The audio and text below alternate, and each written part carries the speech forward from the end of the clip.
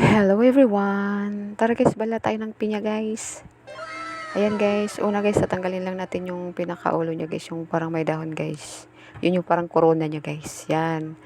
Simulan na natin tanggalin yung balat niya guys. Ganyan lang kadali guys, magbalat ng pinya guys.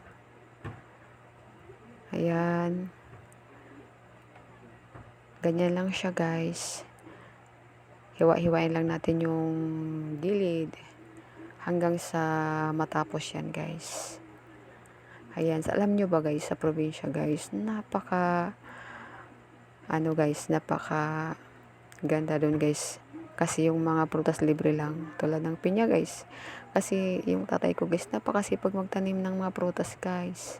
Kaya pag gusto mong kumain ng pinya guys, punta ka lang doon sa puno guys, kuha ka lang doon. Libre, walang bayad guys.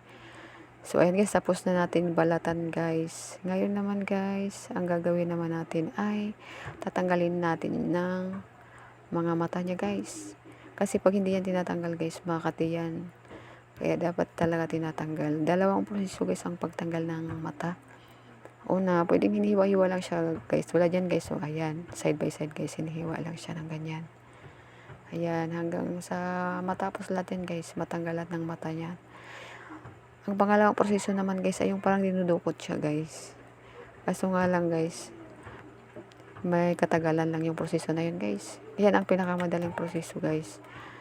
Yung pagdudukot kasi guys, lalo na pag kutsilyo yung gamit mo, mano-mano ganyan guys, matagal yun. Di bali kung mayroon kang gamit guys na yung, nabibili din yun guys, na talagang pandukot siya guys. Kaya mabilis lang yun guys. Pero pag ganyan kutsilyo gamit mo guys, matagal ang proseso ng pagdukot ng mata niyan. Kaya yan ang pinakamabilis guys, yung hinihiwa lang side by side. So, ipapakita ko sa inyo guys, maya-maya, kung paano yung pagdukot ng mata ng pinya na hindi siya ganyan hinihiwa. Dudukotin lang siya guys. Maya-maya unti guys. Stipot lang kayo dyan guys. A few moments later. Ayan, kunti na lang guys. Malapit na. Kunti na lang siya guys, oh.